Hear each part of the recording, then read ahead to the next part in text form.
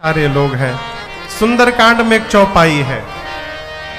राम जी कहते हैं, स्वयं राम जी कहते हैं कि निर्मल मन जन सो मोहि पावा, मोहि कपट छल छिद्र न भावा।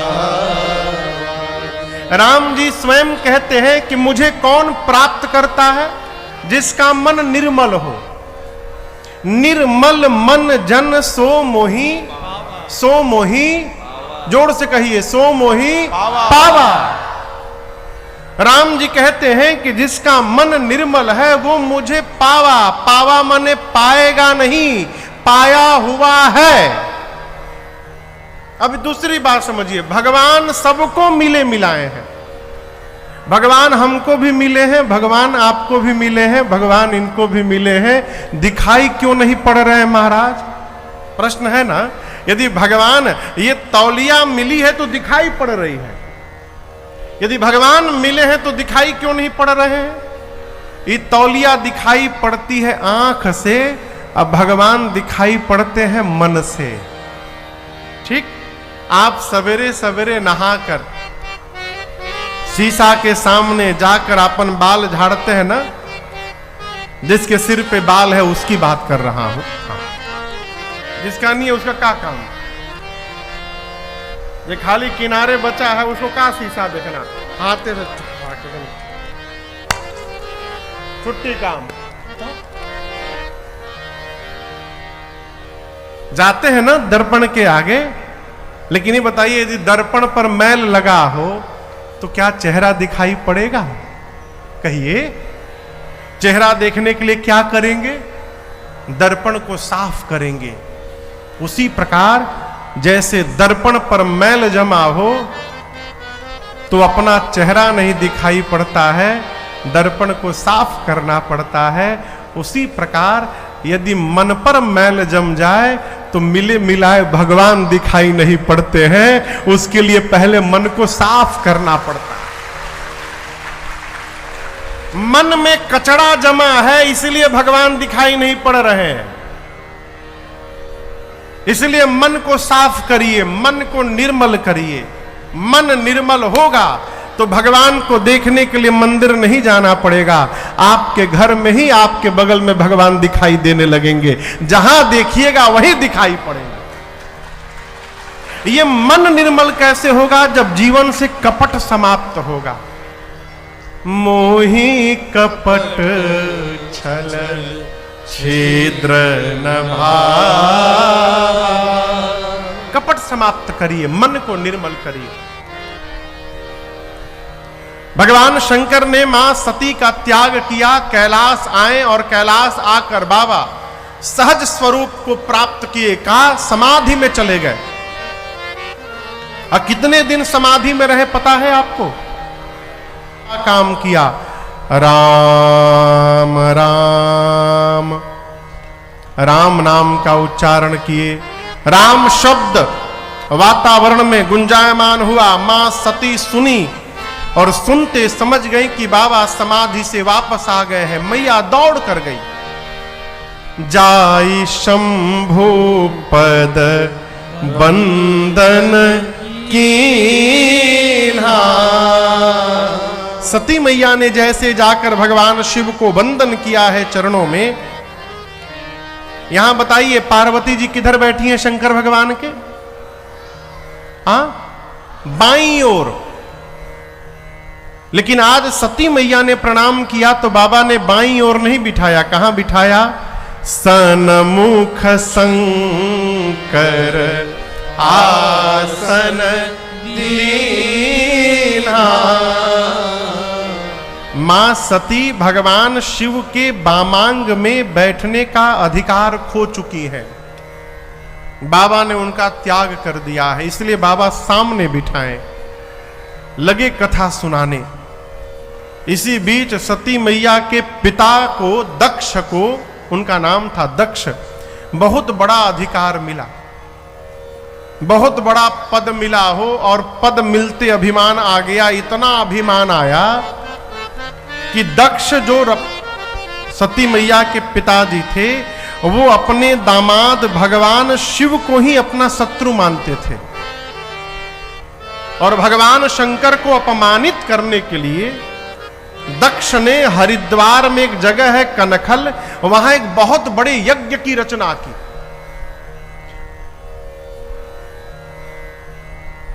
जब किसी को किसी से बदला लेना होता है ना, तो उस आदमी के अगल बगल के सब घर में कार्ड भेजता है, छोड़ो उसको। पूरे घर वाले पूछते हैं निकल के, कहा हो कब चले के हा? बोले कहां? अरे वहां से निमंत्रण आया है, कार्ड आया है। बोले हमको तो नहीं आया है। दक्ष ने यही किया, सभी देवताओं को बुलाया, छोड़ ब्रह्मा विष्णु और महेश। देवता अपने अपने विमान पर, वाहन पर बैठकर कैलाश के ऊपर से जाने लगे। सती मैया ने देखा तो पूछा, बाबा ये देवता कहां जा रहे हैं? भगवान शंकर ने सब बताया। सती मैया ने कहा, प्रभु पिताजी के घर उत्सव है, यदि आज्ञा हो जाए तो मैं भी दर्शन करने चली जाऊं। शंकर भगवान बोले, बात तो बड़ी अच्छी की आपने भवानी, लेकिन आपके पिताजी ने हम लोग को न्योता नहीं दिया है। न्योता समझते हैं? यह अनुचित नहीं नेवत पठावा। आप जाएंगे तो उचित नहीं होगा।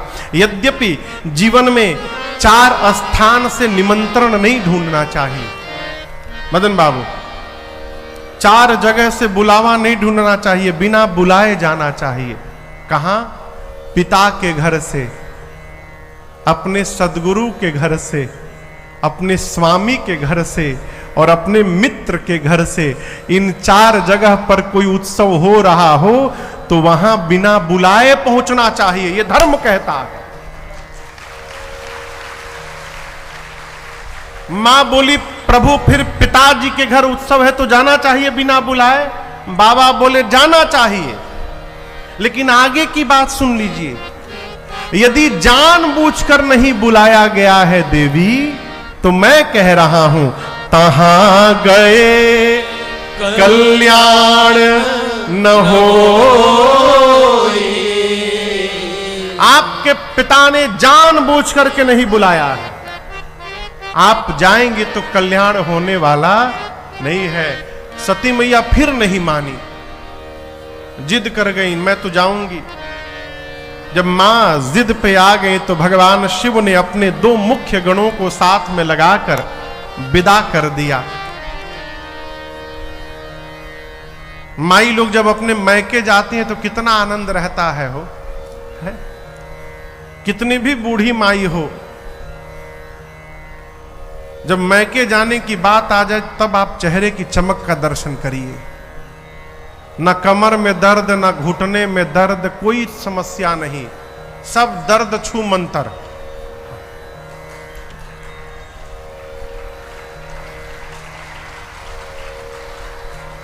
ढेर बुझा गई लागता। सती मैया पिता के घर गई और आप दर्शन करिए। पिता सती गई, लोग देख करके चेहरा मोड़ के चले जा रहे हैं। क्यों? दक्ष ने सबको सावधान किया है कि अगर सती आ गई और किसी ने उससे बात कर लिया तो फिर उसकी खैर नहीं होगी। किसी ने सती मैया की ओर देखा भी नहीं। दक्ष ने जब सती मैया को देखा तो उसका पूरा शरीर जलने लगा। सती ही बिलो की जरे सब गाता। क्यों? इस बात से नहीं कि सती मैया आ गई, दक्ष ये सोचने लगे कहीं इनके पीछे पीछे शंकर भगवान ना आ जाए, इसलिए पूरा शरीर क्रोध में जल गया। कोई नहीं मिला, केवल एक को छोड़कर। जानते वो कौन मिला? कौन मिला होगा बताइए? मां। ये प्रसंग कहता है, माई बाप, पूरा संसार आपका त्याग कर सकता है, लेकिन आपको जन्म देने वाली मां आपका कभी त्याग नहीं कर सकती है। इसलिए संसार में सभी संबंध का विकल्प है, लेकिन मां का कोई विकल्प नहीं है। मां प्रसूति, सती मैया की मां का नाम है प्रसूति। प्रसूति मैया दौड़कर बेटी को हृदय से लगा ली। सती मैया की और बहनें भी थीं, वो बहनें भी मिली, लेकिन गोस्वामी जी कहते हैं भगिनी मिली बहुत मुस्कुरा। बहनें कैसे मिली? बहुत मुस्कुरा मुस्कुरा कर मिली। आप कहेंगे महाराज अच्छी बात है ना, मुस्कुरा कर मिली। मुस्कुरा कर मिलना ठीक है, बहुत मुस्कुरा कर मिलना ठीक नहीं है। बहुत मुस्कुराना माने कुछ गड़बड़ है। कोई यदि आपके घर आवे तो आप मुस्कुरा करके वेलकम करते हैं, स्वागतम स्वागतम, आइए आइए, क्या बात है। अब वही कोई घर आए आप भी आ गए, बताइए ना, आ गए आप माने नहीं, इसका मतलब आना नहीं था, आप भी आ गए,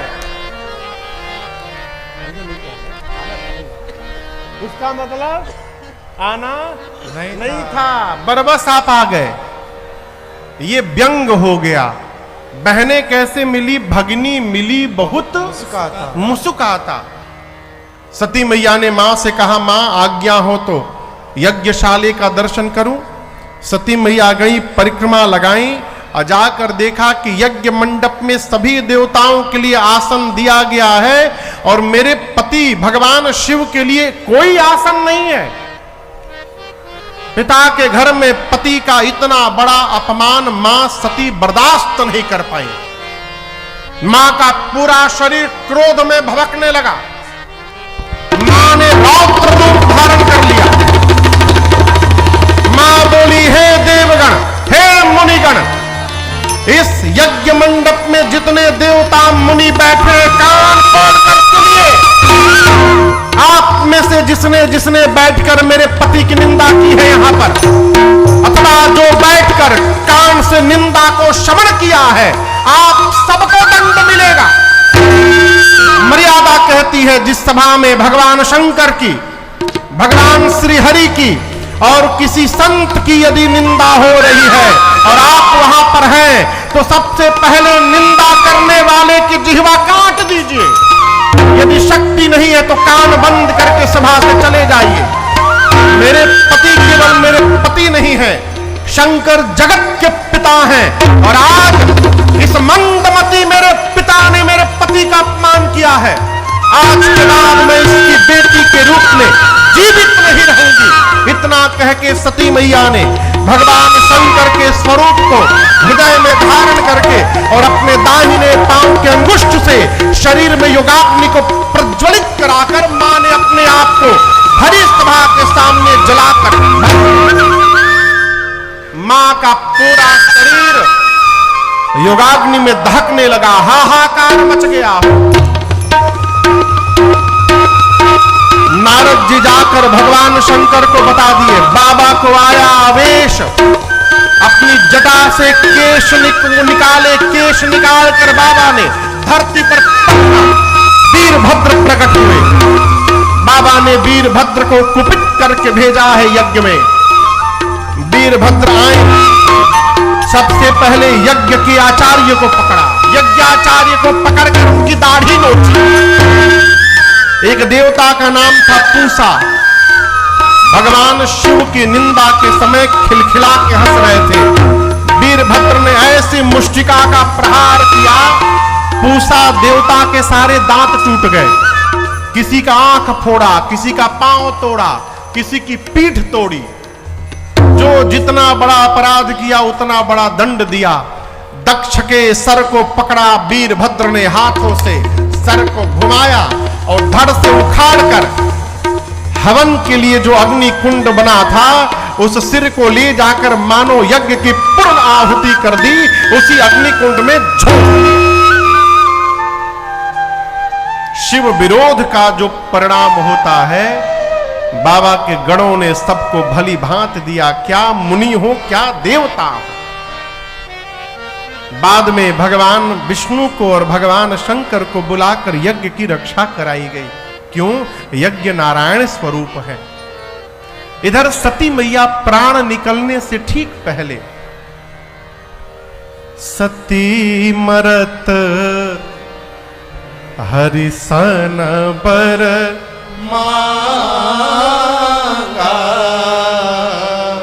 मरने से ठीक पहले सती मैया ने भगवान से वर मांगा, राम जी से वर मांगा। क्या मांगा? प्रभु ये शरीर की लीला तो समाप्त हो रही है, आपसे प्रार्थना है आगे जब जब मैं जन्म लूं एक ही वरदान दीजिए, मैं भगवान शिव के ही चरणों की दासी बनूं प्रभु, इसके अलावा हमें आपसे दूसरा कोई वरदान नहीं चाहिए। जन्म जन्म शिव पद अनुरागा,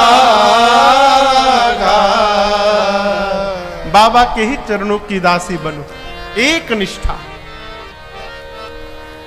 राम जी बोले तथास्तु, ऐसा ही होगा। लेकिन एक बात कहूं देवी, आपके पिताजी का सिर तो अग्निकुंड में जल गया, लेकिन उनको जीवित किया गया है क्योंकि प्रजापतियों के नायक हैं, तो बकरे का सिर उनके धड़ पे लगाया गया है। अब दक्ष जीवित हुए तो शरीर मनुष्य का, और सिर किसका? बकरे का। बकरे का सिर।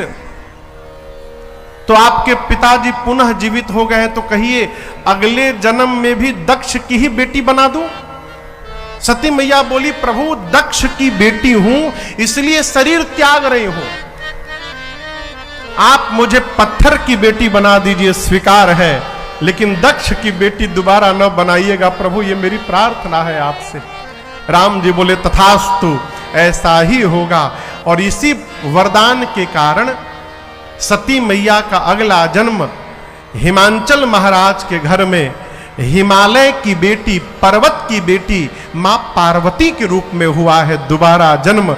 आइए एक बार भाव और श्रद्धा के साथ बोलिए पार्वती मैया की जय। पार्वती मैया का जन्म हुआ हिमांचल जी के महल में। नारद जी महाराज पहुंचे एक दिन, हिमांचल जी ने खूब स्वागत किया है, पांव पखारा, पूजन किया, और पार्वती मैया को बुला करके प्रणाम करवा करके हिमांचल जी ने कहा नारद जी आप त्रिकालदर्शी हैं, सर्वत्र आपकी गति है, तनिक मेरी बिटिया की हाथ की रेखा पढ़िए और थोड़ा देखिए इसमें क्या दोष गुण लिखा है, हमको तनिक बता दीजिए। नारद जी पार्वती मैया का हाथ लेकर बोले महाराज आपकी बेटी समस्त सद्गुणों की खान है, इनका नाम उमा अंबिका भवानी होगा, इनका ये सौभाग्य अखंड रहेगा महाराज। संसार की सभी स्त्रियां आपके बेटी के नाम का स्मरण करके और अपने जीवन में पातिव्रत धर्म का पालन करेंगी। आपकी बेटी की पूजा पूरा संसार करेगा, आपके बेटी के कारण आपको यश की प्राप्ति होगी महाराज। हिमांचल जी बोले हम तो दोष पूछे थे, आप दोष बताए नहीं। नारद जी बोले होगा तब ना बताएंगे, बेटी में तो नहीं है, लेकिन इनके जो पति होने वाले हैं उनमें थोड़ा दिखाई दे रहा है। हिमांचल जी बोले बता दीजिए। नारद जी बोलने लगे अरे गौरा हथवा में इहे बार बार लिखल बा। का लिखल बा? इनका दुल्हा मिली है निपटे, अरे गंवार लिखल बा गौरा हथवा में इहे बार बार। हिमांचल जी बोले क्या बोल रहे हैं? नारद जी बोले असली तो बोले ही नहीं है अभी। अरे कतही रहे खातिर घर ना दुआर लिखल बा गौरा हथवा में इहे बार बार लिखल बा। नारद जी बोले आपके बेटी का जो पति होगा अगुण अमान मातु पितुहीना, अगुण होगा। हिमांचल जी समझ ले उसमें कोई गुण नहीं होगा। नारद जी बोले अमान होगा, मान सम्मान से परे रहेगा। हिमांचल जी समझ लिए उसका कोई सम्मान नहीं करेगा। नारद जी बोले उसके माता पिता नहीं है। हिमांचल जी बोले पहले थे ना? बोले नहीं, शुरू से ही नहीं थे, वो बिना माता पिता का है, उसके माता पिता थे ही नहीं।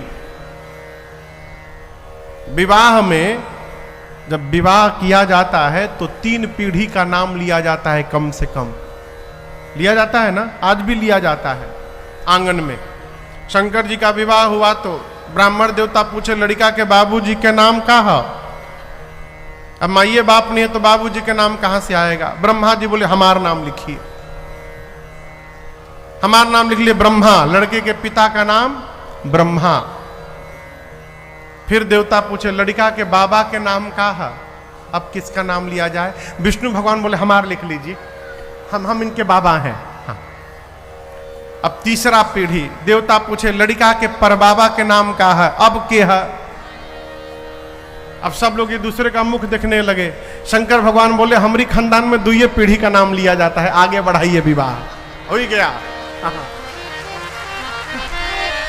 नारद जी बोले मातु पितुहीना, इनके माता पिता नहीं है, संशय रहित उदासीन जोगी जटिल जटिल अकाम मन नागन अमंगल वेश अस स्वामी एहि कहाँ मिले परी हस्त असेर।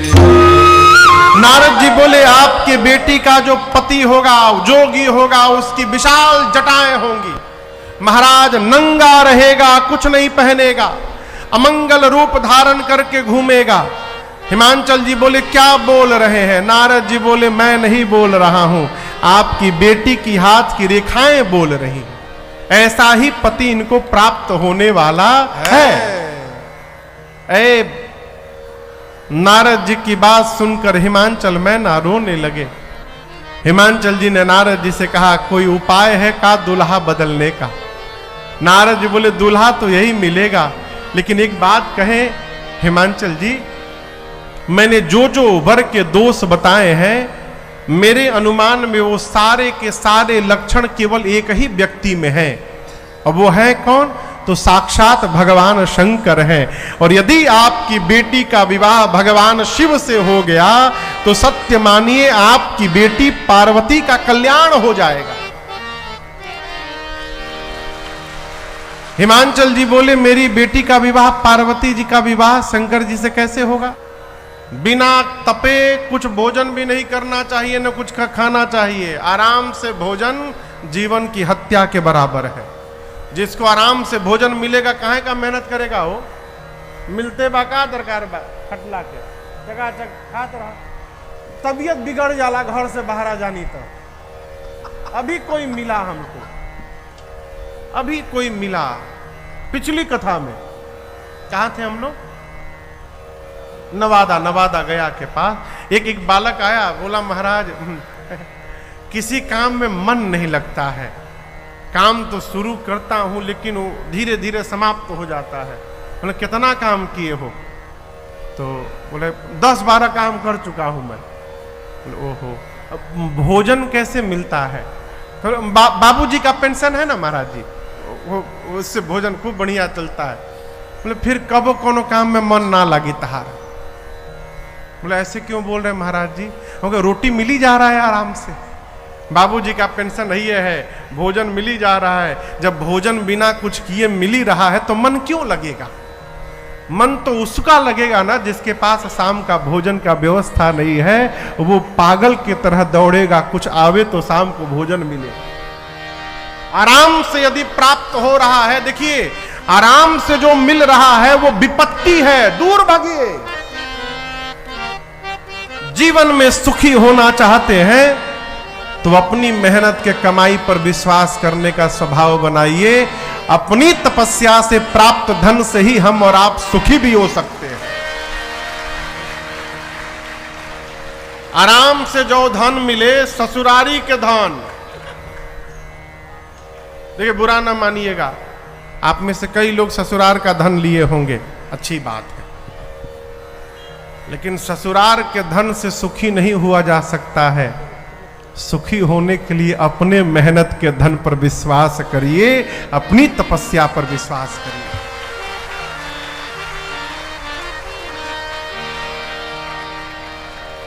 नारद जी ने कहा आपकी बेटी तपस्या करेंगी तब जाकर भगवान शिव इनको प्राप्त होंगे। मां पार्वती सुनी, मां ने कठोर तपस्या की वन में जाकर हजारों हजार वर्ष। कछु दिन भोजन बारी बतासा, किए कठिन कछु दिन उपवासा। बिलपाती मही परे सुखाई, 3 सहस संवत सोई खाई। 3000 वर्ष पार्वती जी तो बिलुपत्र खा के रही। कितना दिन? 3000 वर्ष। 100 वर्ष साग खा के रही, हजारों वर्ष कंद मूल फल खा के रही, कुछ दिन बिना भोजन के हवा पानी पी के रही। इतनी कठोर तपस्या देखकर आकाशवाणी भई। आकाशवाणी ने कहा, हे भवानी जी, आपकी मनोकामना पूरी हो गई। पिताजी बुलाने आए तो घर जाइएगा।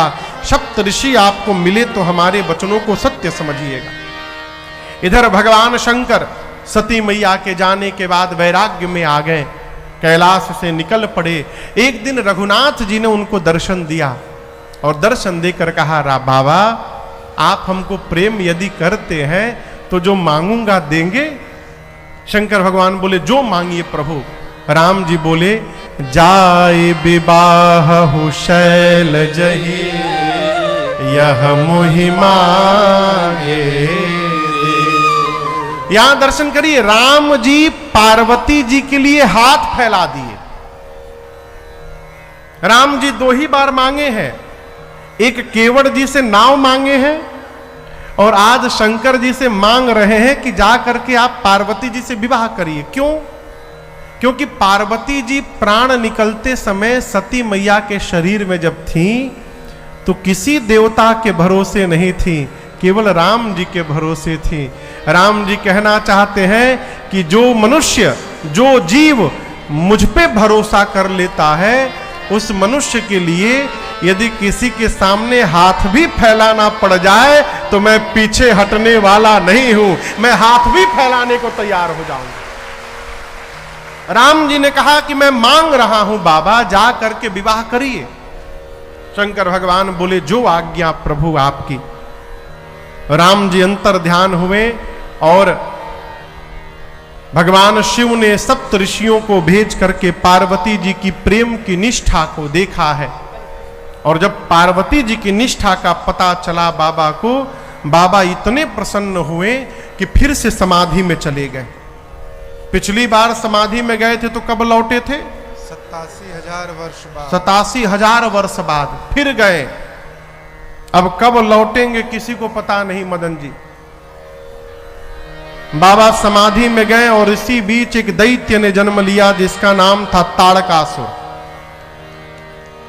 तपस्या करके ब्रह्मा जी से वरदान मांगा कि भगवान शिव के तेज से जो संतान जन्म ले उसी संतान के हाथों मेरी मृत्यु हो। क्यों? जानता है कि भगवान शंकर समाधि में बैठे, कब आएंगे कोई पता नहीं। आ भी गए तो पत्नी तो है ही नहीं, जल चुकी है। अब पत्नी है नहीं तो बेटा कहां से होगा?